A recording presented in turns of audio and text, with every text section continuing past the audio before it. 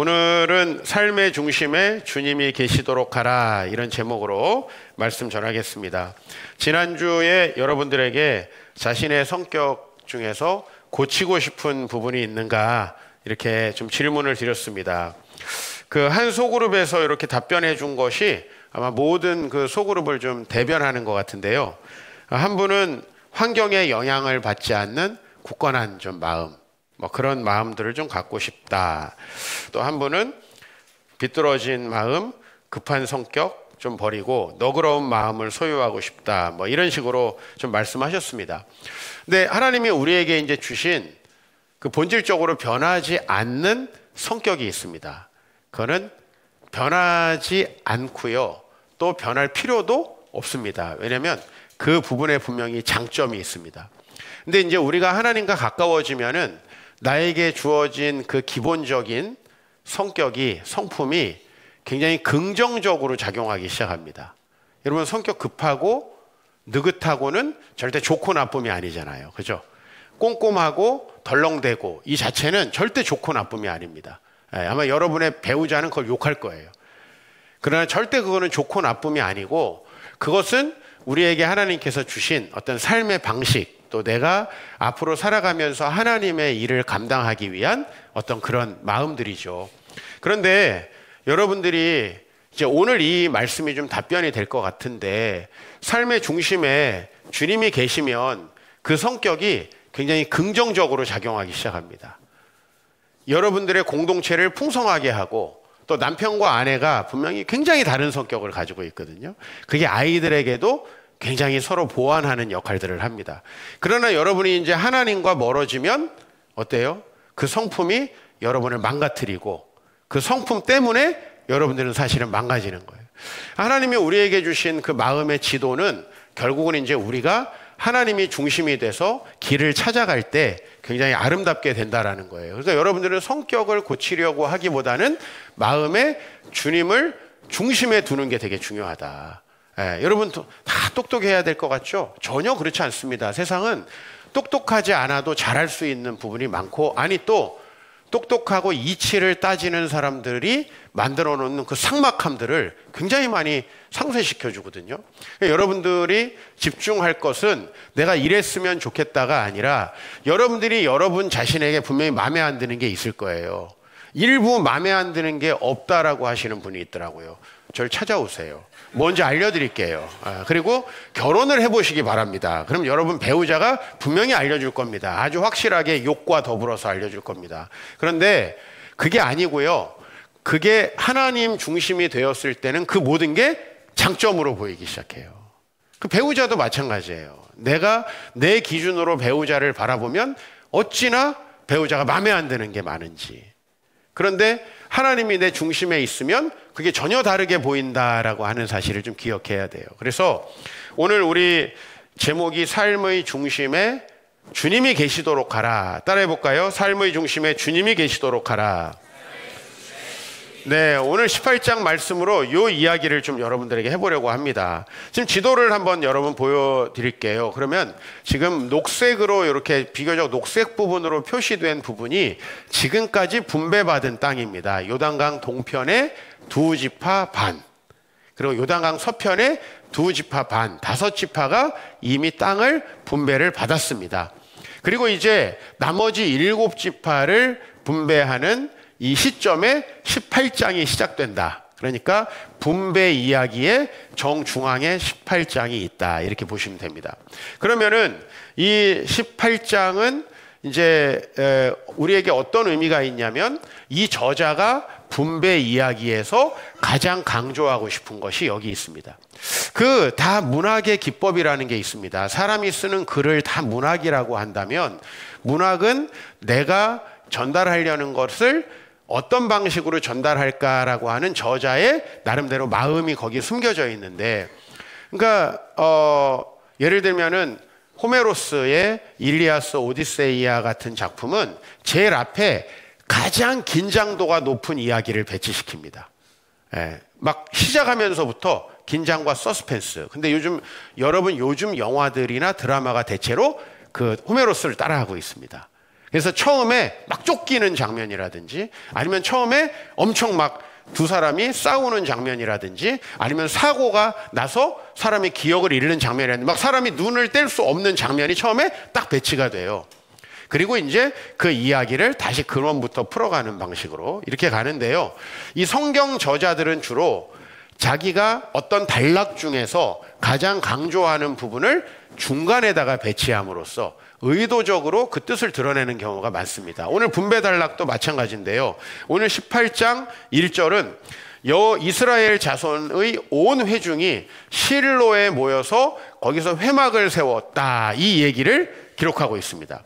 이것은 어떻게 보면 스쳐가 버릴 수 있는 이야기예요. 왜냐하면 그 앞과 뒤에는 막 지명과 도시들의 이름이 막 나오기 때문에 그리고 뭐 때로는 싸워서 정복한 이야기 막 이런 것들이 나오기 때문에 이 이야기는 너무나 쉽게 지나갈 수 있는 이야기입니다. 근데 오늘은 이제 이 파란색 부분을 빼고 나머지 비교적 좁고 그리고 어떻게 보면 변두리의 땅에다가 7지파를 분배하는 이야기인데 그 분배하는 이야기 가장 앞에 회막이라는 것을 실로에 세웠다. 여러분 이 지도 전체에 정중앙 정도의 빨간색이 표시되어 있죠.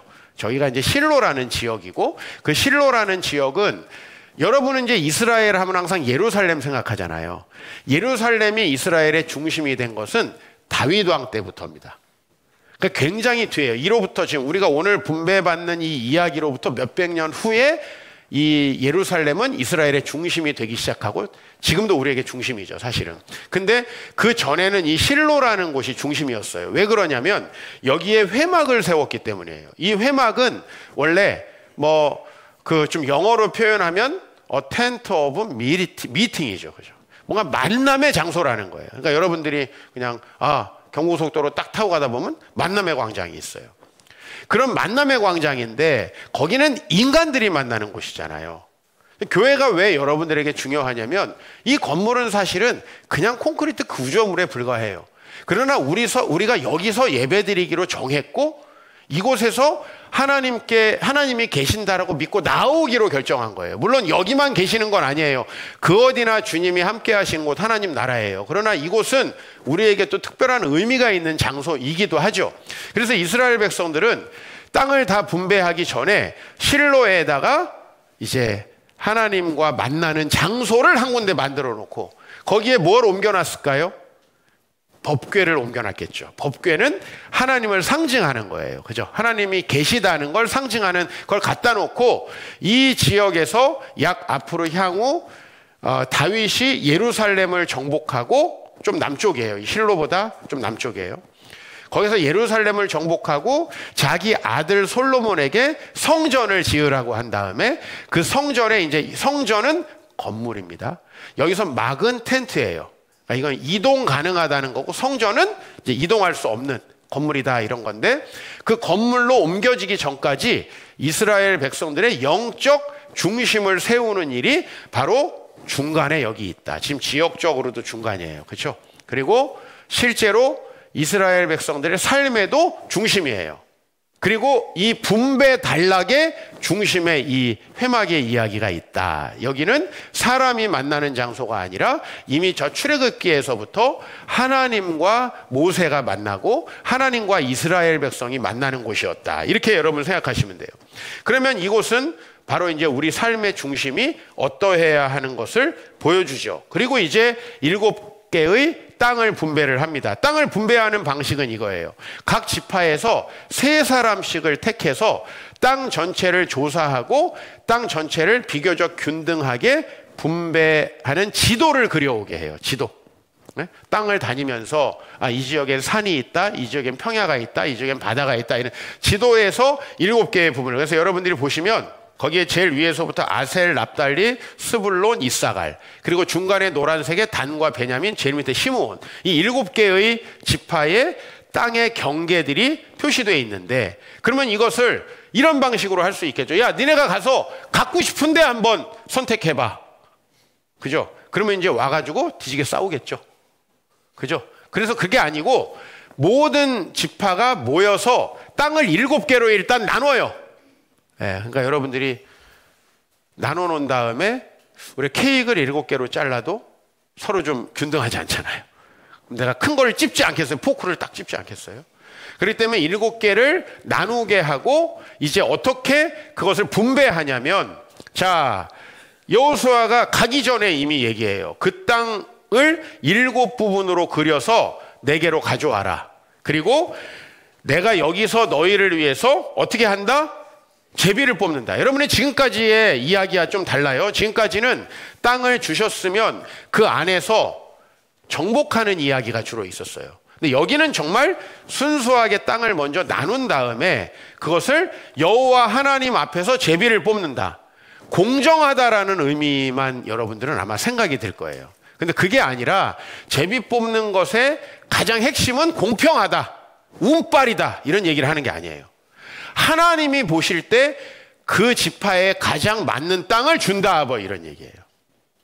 우리가 하나님께 기도하고 배우자에 대한 확신을 얻는 게 왜 중요합니까? 하나님이 준 사람인가라는 거예요. 그냥 내가 소개팅 나갈 때는 여러분 어떤 기준으로 나가요? 우리 인성이 와이프가 없으니까 순수하게 이거 물어보는 거예요. 소개팅, 지금 소개팅을 나갈 상황이 됐어. 이제 없어. 지금 아무것도 없어.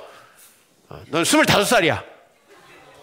뭐 이런 거에 은혜를 받으세요. 25살이야.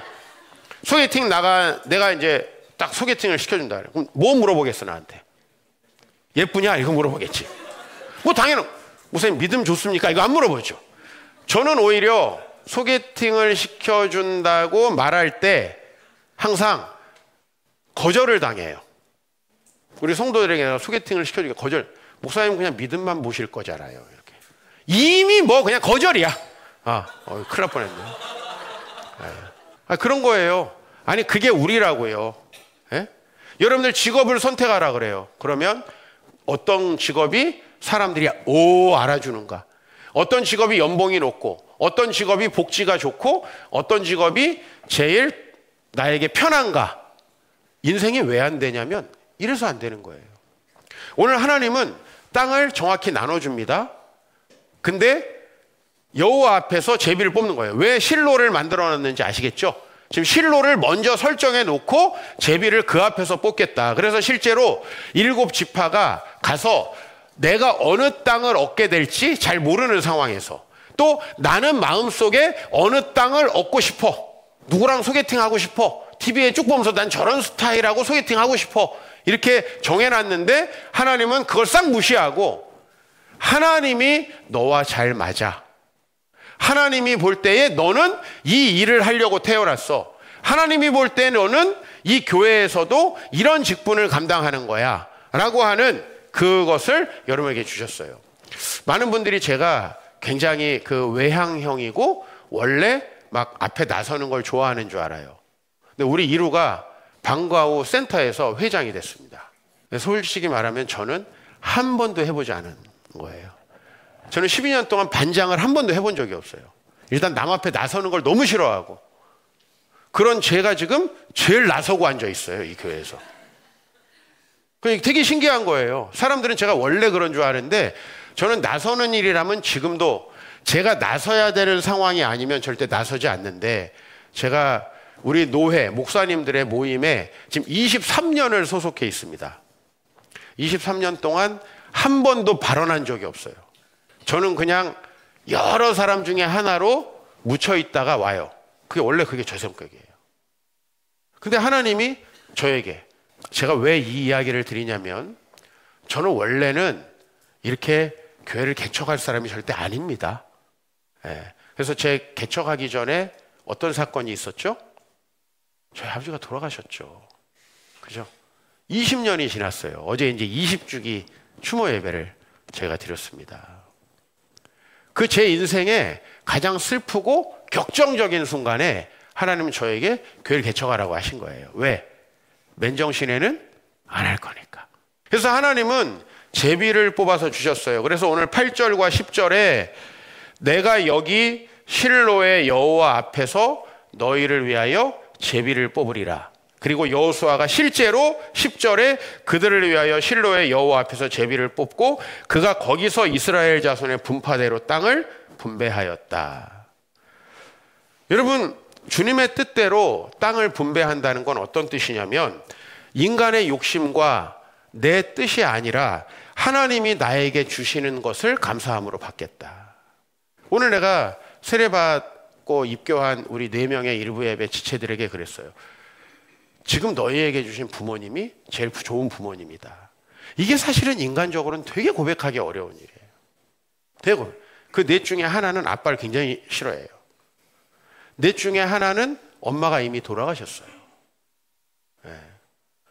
그가 최고로 좋은 사람이었다. 이거 우리가 고백하기가 진짜 어렵다는 겁니다. 그러나 저도 제가 전도사 시절에 이제 어떻게 결혼을 해야 될까 하나님이 그 확신 주시기를 정말 원했고 하나님께서 확신 주신 사람하고 결혼을 했는데 그 장점은 뭐냐면은 나이가 들수록 더 맞고 나이가 들수록 더 하나님이 주신 확신이 생기고 나이가 들수록 더 잘해야겠다는 생각이 든다는 거예요. 하나님이 주신 거. 모든 사람이 제가 교회를 개척할 때 말렸습니다. 우리가 2006년 1월 첫 주부터 서초동에서 예배를 드렸거든요. 그러니까 이제 지금 이 시간은 이제 서초동에서 올 준비를 우리가 서초동을 올 준비를 하고 있었던 시기인데 사실은 그 모든 것이 다 하나님이 분배하신 거예요.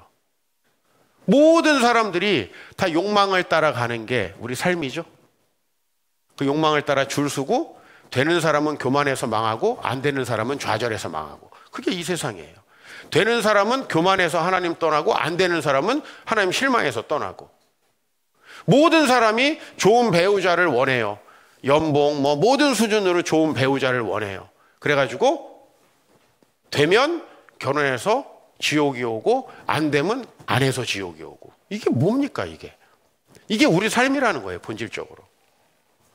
요새는 교회마저도 자기 이기심을 따라 선택합니다. 어느 교회가 좋다. 이거 어떻게 선택을 하나요, 여러분? 이게 굉장히 심각한 거예요. 나라도 이제 우리가 쭉 다녀보고 이 나라가 좋겠네? 여러분 그렇게 살아가는 삶이 우리를 진짜 망치는 거예요. 우리를 부르신 곳, 우리를 만나게 하신 곳, 우리가 소속되게 하신 그 공동체 내년에도 여러분이 소그룹에 소속될 텐데 소그룹에 소속되면 한번 받아들여 보시는 게 좋아요. 이 소그룹에 난 이 언니도 잘 모르고 이 언니는 성격 안 좋다고 소문이 나 있던데 나랑 잘 맞을까가 아니라 하나님이 여기에서 나에게 주신 이유가 있겠구나. 제비 뽑는 거예요. 지금 여러분의 배우자가 아마 마음에 안 드는 부분이 많을 겁니다. 그런데 그게 최고라고 하는 것을 여러분들이 인정하고 살아야 되는 것이 우리 인생의 너무 중요한 키예요. 저는 우리 주사랑 공동체 오늘도 이제 봉사하러 갑니다. 우리 이종락 목사님이 그 아들 은만이를 키우는 거를 보면서 저는 굉장히 충격을 받았습니다. 제가 태어나서 본 사람 중에 외형적으로 가장 정말 흉하게 보이는 사람이 이 은만이라는 아이였어요. 제가 얼마나 많은 사람을 만나봤겠어요. 이 은만이보다 처음에 적응하기 힘든 아이는 없었어요. 근데 그 아이를 너무너무 감사하면서 이 아이를 하나님께서 주신 자녀라고 생각하고 이 키워내신 그 이종락 목사님이 여기 있는 여러분 어느 누구보다 행복하고 주님 안에서 많은 일을 하셨어요. 그죠? 그리고 지금은 은만이라는 재단을 또 만들어서 그 재단에 많은 돈이 모여서 지금 그것으로 또 다른 사람들을 돕고 있습니다. 은만이는 하늘나라에 갔지만요. 여러분, 여러분이 좋은 곳을 택하며 살아가는 것을 근본적으로 바꿔야 됩니다. 여러분이 좋은 것을 사는 그 습관을 바꿔야 됩니다. 여러분이 또 다른 좋은 것이 없을까라고 소망하고 여러분이 직장을 다니면서도 다른 직장이 더 좋지 않을까, 다른 직장은 이렇게 좋다는데 여러분 그 삶이 기본적으로 내가 내 사명에 충실하지 못하게 만드는 것이죠.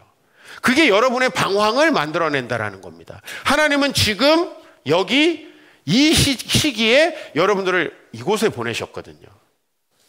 그 보내신 주님께 감사하면서 사는 사람이 바로 주님을 중심에 둔 사람이다. 여러분, 주님을 중심에 두지 않으면 여러분의 모든 바램은 소용이 없다라는 걸 꼭 기억하십시오. 여러분, 제가 매주마다 여러분이 올린 기도 제목들을 봅니다. 그리고 여러분의 기도 제목들은 절실해요. 근데 어떤 분들은 기도 제목 그렇게 자세하게 나누지 않는데도 삶이 풀려가고 그 기도 제목들이 더 주님 앞에서 하나님 나라를 구하는 기도 제목으로 바뀌어 가시는 분들이 있고, 매주마다 똑같은 기도 제목을 내고 똑같이 무너지고 똑같이 힘들어 하시는 분이 계세요. 기도 제목은 여러분이 간절히 바라기 때문에 이루어지는 게 아닙니다. 여러분, 월드컵 4강이 여러분이 간절히 바랬기 때문에 되는 게 아니에요. 그게 아니라 우리가 삶의 중심이 하나님이 되시면 내 성격도 하나님이 기뻐하시는 아름다운 방향으로 바뀌어 가고, 내 중심이 하나님이 서시면 우리 가정도 나와 배우자의 이 서로 다른 성격이 밸런스를 맞춰가고, 우리 공동체도 서로 다른 이 달란트가 하나의 아름다운 하모니를 이루어가는 거예요. 하나님이 여러분 중심에 없으면 여러분의 바람은 아무 소용이 없다. 즉, 내가 기도 제목 아무리 얘기해도 전혀 이루어지지 않는다. 여러분의 기도 제목이 항상 똑같고 계속 안 이루어지시는 분들은 오늘 이 말씀 꼭 잘 들으세요. 제가 여러분 개인적으로 만나서 드릴 말씀이 별로 없고, 그 다음에 기도 제목이 안 이루어지시는 분들이 대체로 주일 딱 이 2부 예배만 신앙생활을 합니다. 거의 정해져 있어요. 전혀 기도 제목 이루어지지 않아요. 여러분 진짜 기도 제목 이루어지길 원합니까? 그러면 겸손하시기 바랍니다. 전도서 3장 말씀 같이 봉독하겠습니다. 하나님이 모든 것을 지으시되 때를 따라 아름답게 하셨고 또 사람들에게는 영원을 사모하는 마음을 주셨느니라. 그러나 하나님이 하시는 일의 시종을 사람으로 측량할 수 없게 하셨도다. 굉장히 중요한 말씀이에요. 앞부분은 때를 따라 모든 지으신 것을 아름답게 하셨고 또 우리 마음에 다른 모든 짐승들과 피조물과는 다르게 영원을 사모하는 마음을 주셨어요. 그죠? 이게 인간이 인간됨이죠. 위대한 이유입니다. 그러나 다음을 보면 하나님이 하시는 일의 시종을 사람으로 측량할 수 없어요. 여러분이 이 사람이 나에게 제일 좋을 것 같아. 결혼해 보세요. 안 좋아요. 이 교회가 제일 좋을 것 같아. 다녀보세요. 안 좋아요. 이 학교가 제일 좋은 것 같아. 이 전공이 제일 좋은 것 같아. 안 좋아요. 왜 그런지 아세요? 그건 내 욕망으로 결정했기 때문이에요. 내 욕망을 위해서 그 모든 게 존재하기 때문이에요. 근데 하나님은 일의 시종을 사람으로 측량할 수 없게 하셨다. 요즘 모든 자산이 폭등합니다. 그죠? 여러분이 코인을 사셨건 주식을 사셨건 금을 사셨건 뭘 사셨건 집을 사셨건 지금 자산이 뛴다고 합니다. 그래서 우리는 어떤 거를 정말 선택해야 되는가? 어디에 집을 사야 되나? 근데 왜 정부는 못 사게 하는가? 막 이러면서 지금 고민을 하고 있습니다. 근데 여러분, 아주 간단한 게 있어요. 우리 삶이 무조건 우상향할 수 있는 방법. 그건 하나님을 삶의 중심에 두는 거예요. 그러면 가난한 시기에는 가난해서 좋은 일들을 주시고요. 또 부유해야 될 때는 실제로 부유함을 주시기도 하고요. 내가 어렵고 힘든 일을 만나서 훈련해야 될 때는 또 그 일을 주시고요. 내가 풍요로움을 누리고 이제는 이 동역자들과 함께 아름다운 삶을 일구어야 할 때는 또 그 삶을 주신다는 거예요. 24기 제자훈련을 시작했습니다. 왜 교회를 다니는가 하는 질문을 또 23기까지의 모든 선배들이 그랬듯이 우리 24기 분들이 받으셨습니다. 근데 여러분들이 가정을 위한 기도 제목도 있고 또 마음의 자신감을 얻고 싶습니다. 미래의 두려움을 해결하고 싶습니다. 정말 하나님을 알아가고 싶습니다. 많은 여러분의 소원들이 있어요. 그런데 이 모든 게 이루어지는 방법은 딱 한 가지밖에 없어요. 여러분 삶의 중심에 하나님이 있는 거예요. 그러면 이 모든 기도 제목이 무상하게도 내 인생이 망가지는 방법 하나밖에 없어요. 하나님과 멀어지시면 돼요. 그 멀어지시는 이유는 되게 다양하고 합리적일 겁니다. 직장이 바쁘기도 하고 당장 내가 돈이 필요하기도 하고 당장 우리 아이가 너무 소중하기도 하고 또 내가 사업을 시작해서 너무너무 정신이 없기도 할 겁니다. 그러나 그냥 너무 간단한 거예요. 삶의 중심이 하나님께 있지 않으면 그 모든 게 망가지는 거예요. 그래서 우리는 이런 얘기 좀 드리고 싶어요. 여러분이 집을 사건 주식을 하던 코인을 하던 그래요. 우리가 현금을 가지고 있을 수는 없으니까 현금이 많으신 분들은 고민해 보십시오. 내가 어떻게 인생을 투자해야 되는지. 근데 그보다 훨씬 중요한 건 하나님의 뜻을 계속 물으면서 가는 겁니다. 왜? 때로는 어떤 사람들에게 그 주식 투자의 성공이 뱅크럽시로 가는 첫 번째 관문이었어요. 제가 주식 투자에 관한 강의를 많이 들었어요. 왜냐하면 여러분들에게 얘기해 줘야 되니까. 네. 얘기해 줘야 되니까. 그리고 여러분이 또 망해서 내가 왜 망했는지를 많은 분들이 얘기해 주셨어요. 근데 그 망하는 시작점은 전부 다 생각지 못한 돈벌이에 있었습니다. 생각지도 못하게 처음에 성공을 해요. 라스베가스에서 망한 사람들도 너무나 동일한 얘기를 해요. 여러분들 막 첫날, 둘째 날, 셋째 날 갔는데 계속 잃어요. 딱 끊는 거예요, 그거는. 그죠? 네. 근데 모든 지옥으로 가는 길은 선의로 포장되어 있다. 모든 뱅크럽시로 가는 길은 돈 버는 것부터 시작을 해요. 돈 버는 것부터. 여러분이 모든 잘못된 만남의 시작은 짜릿한 쾌락으로부터 시작해요. 사람이 만나면 충돌이 일어나고 그 하나 되기 위해서 엄청나게 많은 영적인 연단의 과정이 필요합니다. 많은 남녀가 그거 없이 잠자리부터 시작하잖아요. 100% 여긴 지옥이 펼쳐질 수밖에 없어요. 하나님께서 우리에게 주신 길은 그런 길이 아닙니다. 여러분이 무엇을 하든지 하나님을 중심에 두십시오. 그러면 여러분은 절대로 과도한 욕심을 부리지 않게 됩니다. 과도한 욕심만 부리지 않을 수 있다면 주식 투자하십시오. 여러분들이 일확천금만 노리지 않는다면 코인 투자하십시오.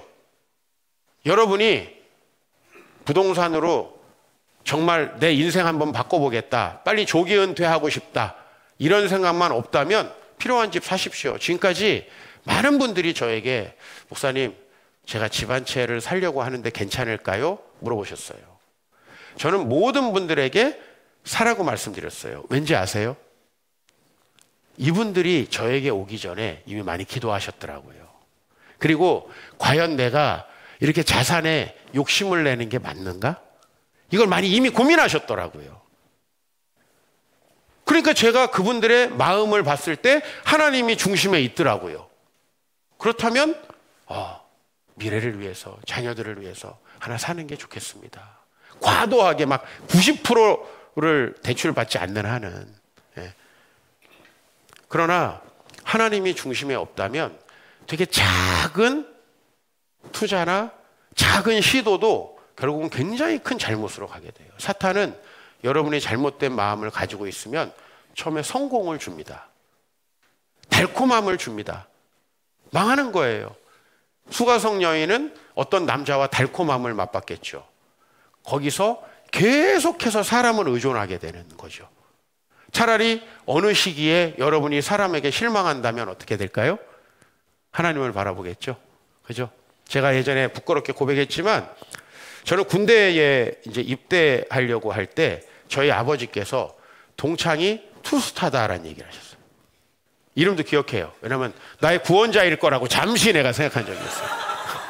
강원도로 군대를 가기로 이렇게 발령을 받아놨는데 거기서 나를 구원해 주실 분은 소종표 장군이다. 끝까지 연락이 안 오더라고요. 그래서 결국은 주님을 택하기로 했습니다. 그때 만약에 그분이 저를 좋은 부대로 빼주셨다면 저 어떻게 됐을까요? 그 다음부터 아마 그런 류의 인맥에 의지하려는 저 자신이 됐을 거예요. 그래서 그때 끊어버리게 하시는 것이 얼마나 감사한가. 때로는 그것을 주신 게 너무나 큰 유혹이다라는 거예요. 금전적으로 정말 온 가족을 정말 악의 구렁텅이에 몰아넣는 분들이 계시는데 그분들이 처음에 가족들의 호의 때문에 그렇게 돼요. 단호하게 거절해야 되거든요. 근데 막 부탁하고 읍소하고 눈물 흘리고 하니까 가족들이 돈을 도와주기 시작해요. 그러면 너무 쉽게 날리고 또 도움을 요청하고 도움을 요청하다가 주변 사람까지 싹 망합니다. 삶의 중심에 주님을 두시면 여러분, 사람이 하나님이 하시는 일의 시종을 왜 측량하지 못하게 하셨을까요? 여러분 그런 얘기 많이 하시잖아요. 하나님 뜻이 어디 있는지 모르겠다고. 그게 정답이에요. 하나님의 말씀은 정말 순간 찰나, 여러분이 가장 영적으로 성령 충만한 찰나에만 여러분 알 수 있지, 거의 대부분 모르게 돼 있어요. 그걸 모르기 때문에 우리는 너무 겸손하게도 정말 하나님을 의지할 수밖에 없고, 어떤 결정을 할 때에 하나님께 기도하고 목사를 찾아와서 목사님, 저희가 이번에 집을 한 채 사는 게 맞는 걸까요? 이렇게 물어보는 거예요. 네. 그렇다면 하셔도 된다. 마음은 하나님이 아십니다. 삶의 중심에 주님이 계시기만 하면 모든 게 해결되는데 왜 그 모든 문제를 여러분이 해결하려고 하십니까?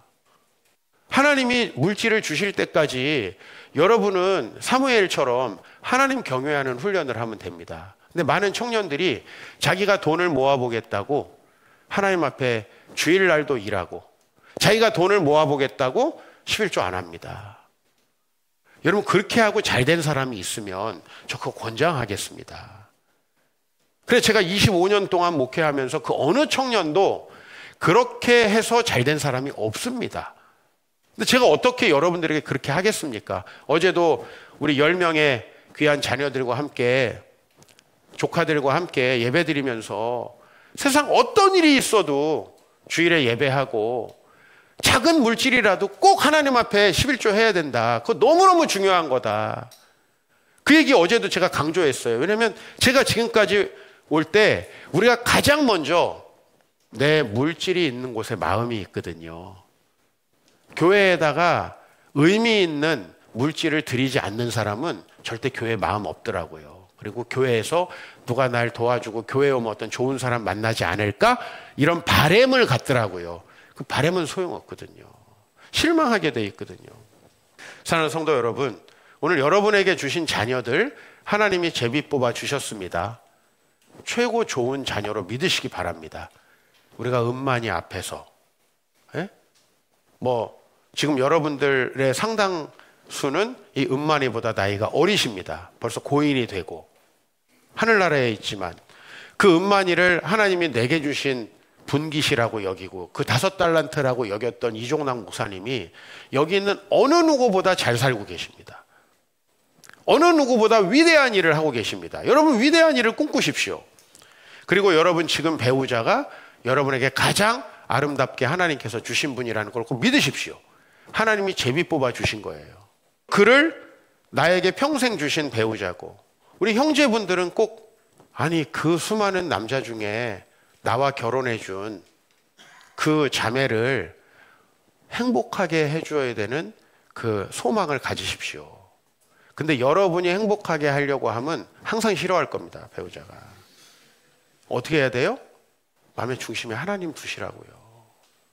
그러면은 이상하게 여러분 별거 하는 거 없는데 와이프가 여러분에게 만족하게 됩니다. 오버하지 마세요. 이모티콘으로 인생 되는 거 아니에요, 여러분. 우리 아내분들, 여러분들이 이 세상에 유일하게 존중해야 되는 사람이 남편입니다. 저보다 남편을 더 존중해 주시기 바랍니다. 너무 남편이 하는 일을 폄하하지 마시기 바랍니다. 에베소서 5장에는 우리가 그리스도를 높이듯 아내들이 남편을 높이라고 되어 있습니다. 바꿀 수 없는 성경 말씀이에요. 마음에 주님이 없으면 도저히 안 됩니다. 내가 여러분의 남편들을 잘 아는데 존경할 만한 데 없어요. 알아요, 저도. 근데 하나님 말씀입니다. 그래서 말씀은 어렵기도 하지만 오묘하기도 한 거예요. 실제 그렇게 하면 그런 사람이 됩니다. 존경할 만한 사람을 만나게 해주세요가 아니라 여러분이 존경하면 그렇게 되는 거거든요. 그게 하나님 뜻이거든요. 바꿀 생각하지 마세요. 다 그놈이 그놈입니다. 여자는 그 X가 그 X입니다. 그 바꾸려고 하지 마세요. 하나님께서 주신 것에 감사하시기 바랍니다. 여러분 자신의 재능, 여러분의 성격 사랑하시기 바랍니다. 난 다른 거 잘하고 싶다라고 하지 마세요. 그거 잘하라고 주신 거예요. 그리고 우리 상황을 주님께 기뻐하시기 바라요. 누구보다 남 앞에 나서기 싫고, 정말 나 혼자, 저는 공부도요, 질문도 단 한 번도 해본 적이 없어요, 지금까지. 선생님, 교수님 어느 분에게 단 한 번도 질문한 적 없어요. 저는 공부도 혼자 해요. 책을 막 읽고 머릿속에서 이 사람은 나한테 뭐라고 했고, 난 이런 거 질문하고 싶은데 뭐라고 답변하겠지. 상상으로 공부합니다, 저는. 상상으로. 혼자. 단 한 번도 질문한 적 없어요. 저 여러분에게 질문 많이 하는 건 정말 이건 사명으로 하는 거예요. 여러분은 알아야 되니까. 하나님 중심, 성경 중심, 교회 중심으로 살기 위해 무엇을 해야 될지 한 가지만 결심하십시오. 어떤 자매님은 지난주에 제가 예배에 저녁마다 참석하지 못하는 날은 출근할 때 꼭 말씀을 듣고 있는데 그게 너무 도움된다. 뭐 그게 꼭 답이 아닐 수도 있습니다만은 여러분들에게 어떤 것입니까? 어떤 분들은 이제 또 금요일, 토요일에 결단하고 교회에 나오십니다. 그 일주일에 한 번 교회 나오는 게 인생을 바꿀 수도 있습니다. 왜냐하면 그 한 시간 대단한 뭔가가 일어나기 때문이 아니에요. 내가 하나님을 중심에 두려는 결단이기 때문에 그래요. 자녀 때문에 힘드신 분들이 있어요. 그러면 더 그 결단이 의미 있습니다. 우리 청년들 정말 100만 원, 200만 원 그 월급 받는데 그 11조 정말 의미 있습니다. 왜냐면요, 돈 많은 사람들은 돈으로 심지어 교회에서 자리를 사는 사람도 있어요. 성직 매매를 하는 사람도 있다고요. 근데 그 청년의 그 순수한 돈, 그 과부의 두랩돈의 그 돈 얼마나 소중하게 보십니까? 하나님이 내 중심에 있었으면 하는 간절한 바람이잖아요. 나머지는 다 이루어진다. 기독교는 심플합니다. 많이 잘하려고 하지 마십시오. 우리 아빠들 너무 좋은 아빠 되려고 하지 마세요. 어차피 안 돼요. 여러 엄마들 우리 애에게 내 모든 걸 다 해주고 싶다. 그러지 마세요. 엄청 실망만 합니다, 여러분. 왜? 내 뜻이 거기 들어가고 내 욕망이 들어가고 내 열심이 들어가기 때문에. 그러나 내가 할 수 있는 것 하고 나머지는 맡기세요. 사랑도 자기가 받는 거예요.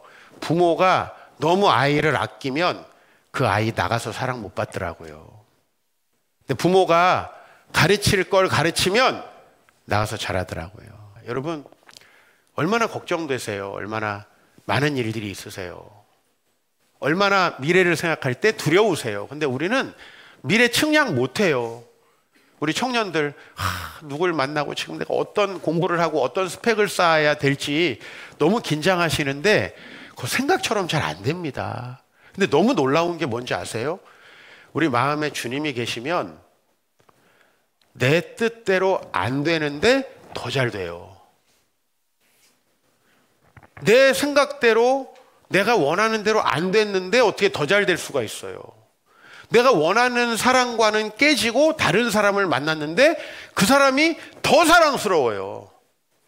이게 하나님이 하시는 방식이고 우리 힘을 빼시는 방식이거든요. 때로 여러분 하는 일 실패할 수 있고 여러분 주식 폭락할 수도 있고 여러분이 투자한 거 잘 안 될 수도 있습니다. 근데 여러분 안 될 때 안 되는 사람은 축복이에요. 그걸 꼭 아셔야 돼요. 근데 될 때 안 되고 안 돼야 될 때 되더라고요. 사탄이 마음에 가득한 사람은 도박장에 가서 잃어야 될 때 따더라고요. 사단은 그렇게 설계를 해요. 그러나 하나님은 우리 자녀들에게 가장 아름다운 미래를 주시기 위해서 때로는 부모님에게 나 신경 쓰지 마. 엄마가 뭘 한다 그래. 이런 말도 하게 하세요. 네, 왜? 진짜 걔를 독립시켜줘야 걔는 어른이 되니까.